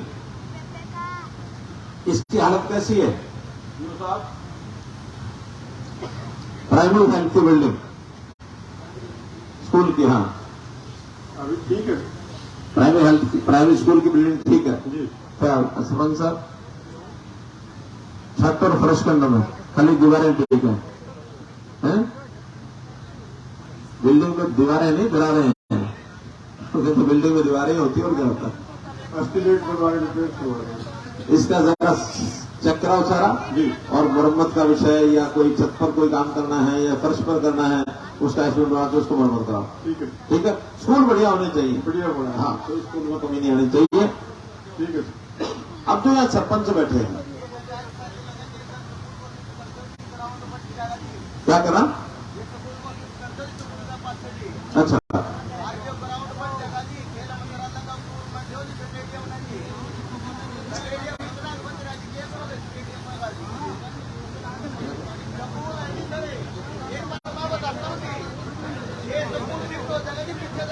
चलो ऐसा करो, आप अपना सुझाव लिख के दो और डिपार्टमेंट को हाँ लिख के दो। ठीक है, ठीक है। नहीं, मैं बैठूंगा, मैं सरपंचों को खड़ा कर रहा हूँ। सरपंच कौन कौन आए हैं गांव, किस किस गांव के? अब आपको काम ले लो भाई। ये सरपंच हैं, अपने गांव का नाम बताएंगे, एक डिमांड गांव की जो लगता है कि जरूरी है। दे दो कागज दे दो बोलते जाओ। कोई एक सरपंच नाम बोलो, अपना गांव का नाम, माइक ले देगा। अरे माइक लाओ ना। हाँ। सारा पढ़ के नहीं बोलना, एक मांग बोल दो, अपना नाम बता के क्या मांग दो, बोल दो। मुख्यमंत्री महोदय जी, आप हमारी समस्याएं सुनने के लिए यहाँ पधारे, उसके लिए आपका बहुत बहुत धन्यवाद। मैं ग्राम पंचायत ढाणाखुर्द की सरपंच, हरियाणा के सबसे सुंदर गांव ढाणाखुर्द की तरफ से आपका धन्यवाद करती हूँ। आगे एक मांग बता दो। हमारे गांव का जो सरकारी स्कूल है उसको मॉडल संस्कृति स्कूल बनाया जाए। सरकारी स्कूल को मॉडल संस्कृति स्कूल बनाया जाए। नोट करो भाई, प्रायोरिटी के अंदर ये कराएंगे।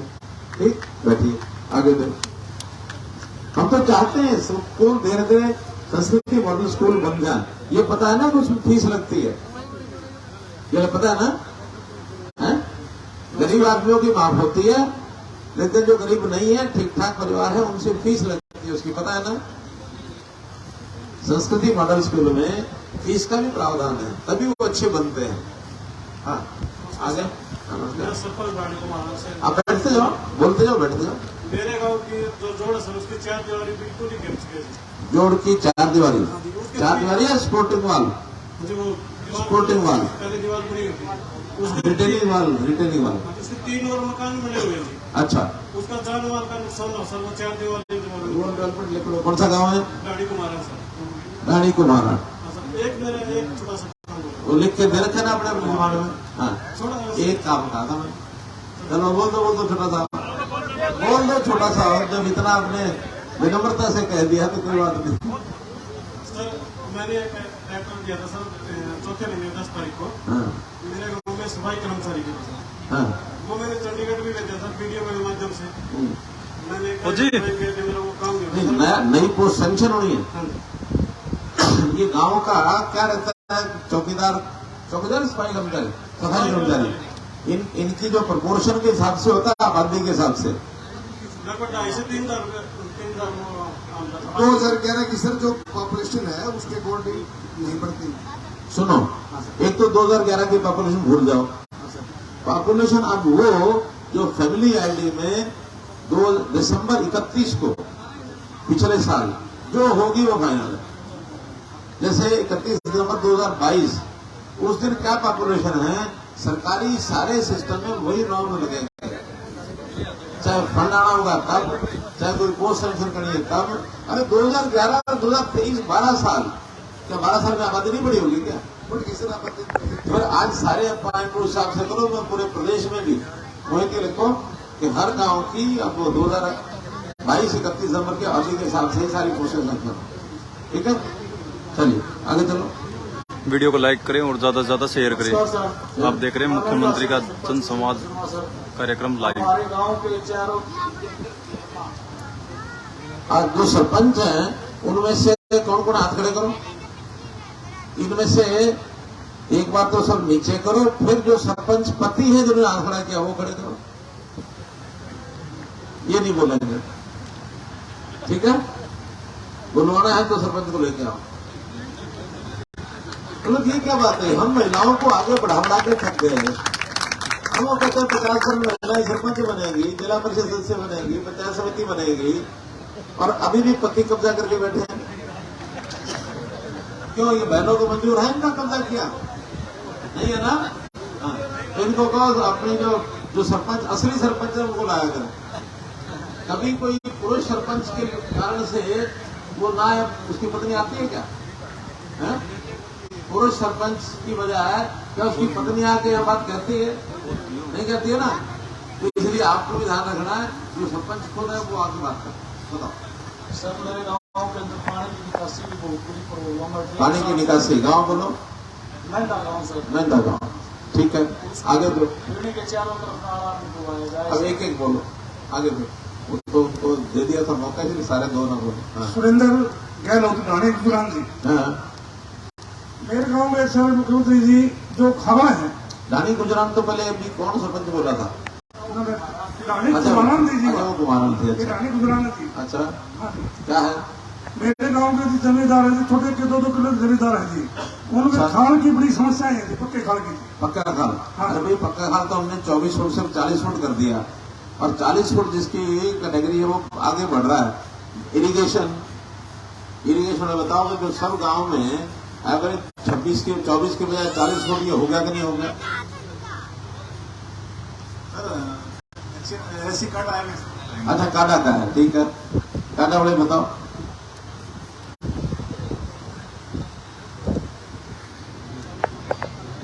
नमस्कार सर। नमस्कार सर, अब जो नॉर्म्स आपने बढ़ाए हैं 40 फुट के, उसके हिसाब से हमने एक्सटेंशन की प्रपोजल्स भेजी हुई है जी, और एडमिनिस्ट्रेटिव अप्रूवल आते ही ये फसल कटने के बाद हम काम शुरू करवा देंगे। लेकिन कितना है, तो 3 साल हो गए हैं, अब ये इतना ढीले तो करते हो। 3 साल पहले योजना बन गई थी कि अब 24 फुट के बजाय 40 फुट हमने कर दिया। हर एक गांव के अंदर कितनी बढ़नी है, उपभोक्ता के खाले के हिसाब से उसकी लेंथ दे दो। सर, जो फ्रेश प्रपोजल्स थी वो पहले ही जो होकर 40 के हिसाब से बना दी, जो पुराने 25 के हिसाब से बने हुए थे ना सर 24 के, तो उनकी एक्सपेंसेस की भी हमने प्रपोजल अलग से 100 करोड़ रुपए आपने ये मार्क कर दिए सर, और वो हम सारी प्रपोजल अभी फसल कटने के बाद एग्जीक्यूशन में ले आए। हो जाएगा। हाँ जी, उनके गांव का होगा जो डिमांड कर रहे हैं। ये एग्जैक्ट आपकी रानी गुजरान क्या रानी गुजरान सब इनकी आरडी पता करके और वो करवा देंगे। हाँ, तो इनकी एक पहली डिमांड है ये, ठीक है सर। और कोई पूरी होना हो इसको जरूर कराओ। Right sir. आगे सर एक छोटी रिक्वेस्ट है, छोटी एक बोलोगे, कई लोग हैं, देखो मेरा टाइम हो गया। 50 साल से अरे आपने लिख के तो दिया ना, बस ठीक है, एक बोलते जाओ, आगे बढ़ाते जाओ। मैं एक ही बढ़ते रहूंगा। हाँ, काम की समस्या जी, एक तो जोड़ है जी, उसकी सफाई होनी है जी, और नाला डैमेज है जी। देखिए, सफाई का काम हमने सरपंचों के जिम्मे लगा दिया, अपने आप कराना है उन्होंने। गांव से ट्रैक्टर मांगो, ट्यूबवेल जो पंप दे सकते देंगे इरिगेशन के लोग। पैसा जो सरपंच के पास है उसमें 1 लाख 2 लाख खर्च होता तो डीजल का पैसा खुद खर्च करो। पानी कहाँ निकालना है वो करो। ये प्रदेश की तरफ मत देखो, एक तालाब का पानी भी हम निकालेंगे। अरे तालाब का पानी गांव के लोग खुद अपनी व्यवस्था क्या करते थे, गांव की सामूहिकता गई कहाँ? गाद हो रही है जी, जमा रात हो रही है तो भी कोई मशीन बुलाओ, 17 साल होगी जी। मशीन बुला के, आप सरपंच है ना, हाँ जी, अगर आपने ये ठीक नहीं कराया तो एक्शन हो जाएगा। ठीक है। ये आप ही के जिम्मे है सर, पैसा कितना लगेगा लगा। इनके अपने काम हमारे को डालना है।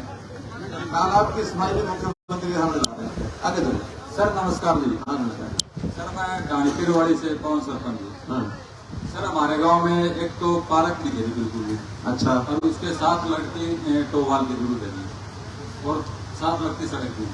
मतलब एक जगह 7 लगती है इसलिए 3 बोल दी। हाँ जी, तीनों बोल दी, क्योंकि 7 लगती है, अरे 7 लगता तो गाँव सारा ही है। आगे चलो। जी नमस्कार जी, मैं ठाकरे से ही सरपंच जी, हमारे जी फेड़ी में कब्जा था 10 साल से जी। हाँ। अब वो खाली है, बिल्कुल कच्ची है जी। हाँ। वो फेड़ी पक्की की ग्रांट दी। गाँव कितना बड़ा है? गाँव जी 1300-1400 फुट है जी। बहुत छोटा गाँव भाई। हाँ जी, तो कच्ची फेड़ी फिर बिल्कुल। यानी उसका जो आप ईंटों का खलंजे का पंचायत के पैसे से कराओ अपने आप। पंचायत में कोई इनकम नहीं है जी। 5 इनकम पैसा कम है तो अलग से दे देंगे, आप पैसे की डिमांड करो, करवाना आपने अपने आप। एक छोटा पार्क है साहब, यानी 1600 गाँव का है, वो भी स्टेट के बड़े बड़े गांव तो हमने कहा भी 10,000 की आबादी है, 15,000 की आबादी है, उसकी बिल्डिंग बड़ी होती है, पैसा भी बहुत लगता है, स्टेट अलग से दे देगी। 1500 गांव का 2-3 लाख का खर्चा है। ये सब हमारा 80 के पार के सारी गाड़ियां हैं, सारी छोटी छोटी हैं जी। छोटी छोटी गाड़ियों का खर्चा आप करो, काम कराना शुरू करो, पैसा कम है तो अलग से दे देंगे आपको ग्रांट के नाम। ठीक है, काम हमें ना बताओ, नहीं तो ये इंजीनियर लगा के बैठ जाएंगे। आपको 2-2 लाख 3-3 लाख के काम, 5 लाख से काम कराने की छूट मिली हुई है ना। 5 लाख रुपये सारे आओ, 2.5 लाख रुपये लास्ट काम, वो फिर बीच में रह जाएगा। नहीं चलो और दे देंगे फालतू। आप 25 लाख साल का काम करा सकते हो अगर पैसे और आएंगे। ठीक है, आगे तो। नमस्कार जी। हाँ नमस्कार। रामचंद्र सरपंच गाँव सब। हमारे गाँव में पीने के पानी की और गंदे पानी की निकासी गाँव की। पीने के पानी की निकासी थोड़ी होती है, पीने पानी लाना, गंदे पानी की निकासी। पानी की समस्या है और गंदे पानी की निकासी। डिग्गी बनी हुई है वाटर वर्क्स, बढ़िया है। तो क्या पानी नहीं आता पीछे से, कम आता है? 40 दिन में आती है जी। 40 दिन में एक बार आती है, एक बार आती तो कैपेसिटी डबल की जाए, जितना कर जाए उसको एक आध और बढ़ाया जाए ताकि 40 दिन पानी चल सके। बन रहा है, विधायक जी कह रहे हैं कि बन रहा है और एक्स्ट्रा टैंक बन रहा है आपका। ठीक है, और आगे सरपंच कोई है तो ठीक है, नहीं तो फिर बात। मुख्यमंत्री जी नमस्कार। जी नमस्कार। ग्राम पंचायत गढ़ी से बोल रहे थे सर। हाँ। हमारे गांव में नए वाटर वर्क्स का निर्माण हुआ था सर, इसके साथ साथ पाइपलाइन बिछाने का भी अप्रूवल आया था। तो आधी पाइपलाइन तो बिछ गई सर, अब 5 साल हो गए, उसके बाद आधी पाइपलाइन एज इट इज है सर। तो आपसे रिक्वेस्ट है सर, जो बाकी बची हुई पाइपलाइन वो बिछवाई जाए, और उसके अलावा जो नए वाटर वर्क्स का निर्माण हुआ था सर, वो गाँव की आबादी के हिसाब से पानी की आपूर्ति नहीं करता है। पब्लिक हेल्थ का काम है। जी जी सर, पब्लिक हेल्थ नोट करो, ये बड़ा काम है। हाँ, जो आप लोग ऐसे एक ही काम करके आ रहे हैं ना, पर्सनली उस काम को जरूर कराओ, क्योंकि सारे काम तो रूटीन के हिसाब से जब होंगे तब होंगे। एक काम प्रायोरिटी का, ये अब ये मान के चलो कि कल से उसकी फाइलें शुरू हो जाए। सर रिक्वेस्ट है कि एक नए होड का भी उसमें 7 एडिशन हो जाए तो गांव की आपूर्ति पूरी हो अब आप जाएगी। पहले वो बोलो, ये बोलो, एक बोल दो। इसमें ही है सर, जैसा आपको उचित लगे सर, आप बताओ कि देख लो समाधान हो गया वाटर बॉक्स में है तो आगे बढ़ो। ठीक है। मैं सुमन रानी मेंढा की सरपंच सराउ समिति से चुनी गई। आपका गांव कौन सा? धाणी मेंढा। आप सरपंच हैं? हाँ जी। अच्छा, एक काम जवानी बोलने बिना देखे। मेरे गांव में एक महिला सरपंच होने के कारण मैं पार्क बनवाने की अपील करती हूँ। कितना बड़ा गांव है? 1400-1500 वोट है हमारे। 2,500-3,000 आबादी होगी, है ना? जिला परिषद के जिम्मे लगाओ कि इनके गांव में कोई पार्क बन जाए, है? क्योंकि पार्कों का काम उनको पंचायत समिति जिला परिषद ने रखा। बैठिए, ओके सर, चलिए बोलो भारत माता की। आप ऐसा है 10 मिनट सुनिए, बैठ जाओ, बैठ जाओ, बैठ जाओ, बैठ जाओ, बैठिए बैठिए सब बैठिए। देखो ऐसा है, अब 10 मिनट मेरी आखिर में सुन लो। पहले तो मैंने आपकी बात की है, अब मेरी बात सुनो। मुझे बात करने का अपना अधिकार है ना? अधिकार है ना मुझे? आप बैठ जाओ, बैठ जाओ, बैठ जाओ। बहुत किसी की जरूरत तो बहुत जरूरी होगी तो विधायक लोग आके बता देना। बैठ जाओ, एक बार बैठ जाओ, सब बैठ जाओ, सब बैठ जाओ। समापन करना ना ठीक से करना, बैठ जाओ। अरे बैठ जाओ, बैठ जाओ। देखिए ऐसा होता है, सबकी तो सुननी संभव नहीं है। आखिर हमने 1.5 घंटे में पूरा 1.5 घंटा हो गया। जितने लोगों को सुननी थी, कुछ के कागज ले लिए, कुछ लोगों को जो लाभ मिले हैं वो गिनवा दिए। आखिर तो मुझे अपनी बात भी जो मैसेज देना वो भी करना ही है ना। मुझे इतना ही बताओ। अब नहीं, कोई नहीं बोलो, कोई नहीं बोलो। माइक बंद करो, माइक क्यों दिया आपने माइक दिए? बैठो बाबा, बैठो, मैं सुनूंगा आपकी। अरे जाते समय सुनूंगा, बैठ जाओ, मैं जाते समय सुनूंगा। ऐसा है कि मैं सिर्फ 10 मिनट अपनी बात कहूंगा।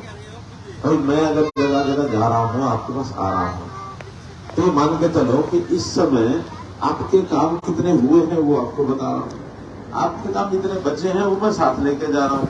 कुछ काम व्यक्तिगत तौर पर आप बता रहे हैं तो साथ साथ अधिकारी नोट भी कर रहे हैं। एक एक कागज आपका पढ़ करके आपके साथ काम कराए जाएंगे। मैंने बताया पैसे की कमी नहीं है, सिर्फ इस सिस्टम को थोड़ा आगे बढ़ाना है। नौकरी वाले हमारे जवान सारे भी बहुत कुछ बोलना चाहते हैं, मैं पता है, मैंने वो भी सारे विषय कह दिए। फिर भी कोई अलग बात होगी तो यहाँ चाहे मेरे पास चंडीगढ़ वाला, मैं एक एक का हाल पूछ लूंगा, सबको बताऊंगा। मुझे तो इतना ही कहना है कि अब अगला 1 साल 1.5 साल ये एक विशेष प्रकार का सीजन है। क्या सीजन है? और इस समय क्योंकि हर 5 साल बाद आना ही होता है, कोई हम बुला के लाए ऐसा नहीं है, ये तो एक सिस्टम है। उस सिस्टम में हर 5 साल बाद ये विषय होते हैं। वैसे तो मोदी जी ने एक बहुत अच्छी बहस भी शुरू करा दी कि ये बार बार इलेक्शन आते हैं, कभी लोकसभा, कभी विधानसभा, कभी पंचायतें, कभी जिला परिषद, कभी पुराना, सब एक ही समय करा दिया जाए। आपका इसमें मत क्या है? एक साथ होने चाहिए, अलग अलग तो नहीं ना। हाँ, लेकिन जिनकी मैं क्या कहूँ, जिनको लगता है कि हाँ हमारा तो मामला खराब हो जाएगा, वो चाहते नहीं अलग अलग करते रहो। अब जब ये सारे दुनिया के अच्छे देशों में एक साथ होते हैं, एक साथ आजादी के समय सन 67 तक एक ही साथ होते थे पार्लियामेंट, विधानसभा, सब 67 के बाद फिर अलग अलग होने लगे। लेकिन सब एक साथ करने का एक माहौल बन रहा है, पता नहीं कब होगा, इस बार अगले बार। लेकिन मानो अलग अलग भी होंगे, पहले लोकसभा आएगा फिर विधानसभा आएगा। तो लोकसभा के नाते से देश के प्रधानमंत्री के रूप में नरेंद्र मोदी जी देश की जनता के लिए कुछ कर रहे हैं। जो कुछ कर रहे हैं डिटेल में जाने की जरूरत नहीं है। एक ही बात, आप उससे संतुष्ट हो कि नहीं हो? मोदी जी के काम से संतुष्ट हो के नहीं हो? अभी चुनाव आ रहा है फरवरी मार्च में 2024 में, दोबारा तीसरी बार मोदी जी की सरकार आनी चाहिए कि नहीं? एक विषय तो ये है। दूसरा, हमने हरियाणा में भी 9 साल पैरेलली उसी प्रकार के सारे काम व्यवस्था परिवर्तन के किए हैं, भ्रष्टाचार के ऊपर चेक किया है, पारदर्शी ट्रांसपेरेंट सिस्टम बनाया है, गरीब आदमी को बहुत कुछ चीजें आगे बढ़ा के दी हैं, जो मोदी जी ने दी है उससे भी आगे बढ़ाई है। अब हरियाणा सरकार के बारे में आपका क्या हाल है, क्या ख्याल है? तीसरी बार आनी चाहिए? अब आनी चाहिए तो आपका संकल्प केवल इस गांव के लिए नहीं, या जिस गांव के आप हैं उसके लिए नहीं, उसके आसपास और भी पूरे वातावरण में, इलाके में आप उस अपनी इच्छा को पूरा करने के लिए अगले 1.5 साल आपने सतर्क रहना है। बहुत से लोग आएंगे, तरह तरह की बातें, तरह तरह के पाठ वो पढ़ाएंगे।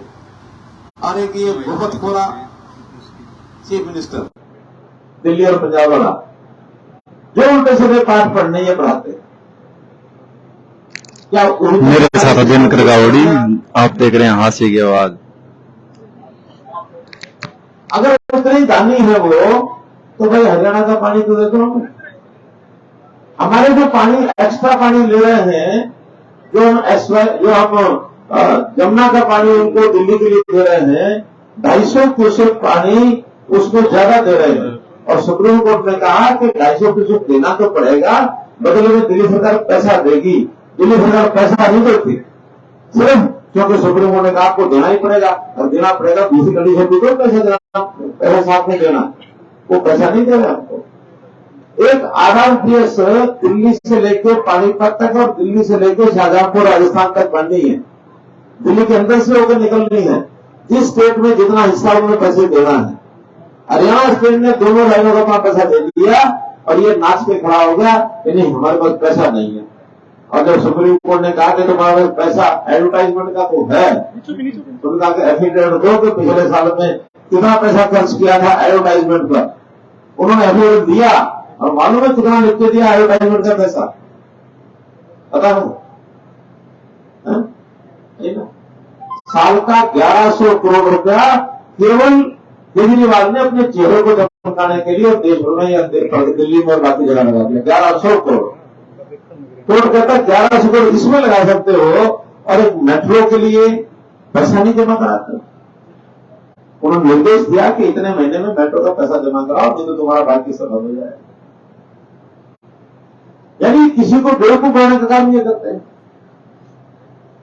दिल्ली के अपने उनका कंट्रोल आता नहीं, और वो धुआं जो है वो दिल्ली में पैदा होता है। जितना भी दिल्ली के अंदर जिस प्रकार का पोल्यूशन होता है, उठा के क्या कहेंगे, ये धुआं हरियाणा से आ रहा है, पश्चिमा चले तो हरियाणा से आ रहा है, पूर्वा चले तो हरियाणा से आ रहा है, पहाड़ी से आए तो हरियाणा चला रहा है। हरियाणा का सबसे बड़ा कैसे खराब करेगा?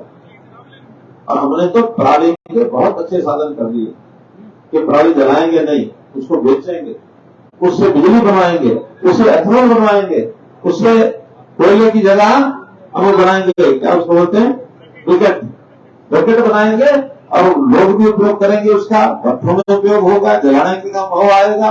हम थर्मल प्लांट जो चलते हैं, बिजली बनाते हैं, उसमें भी ब्रिकेट लगाएंगे।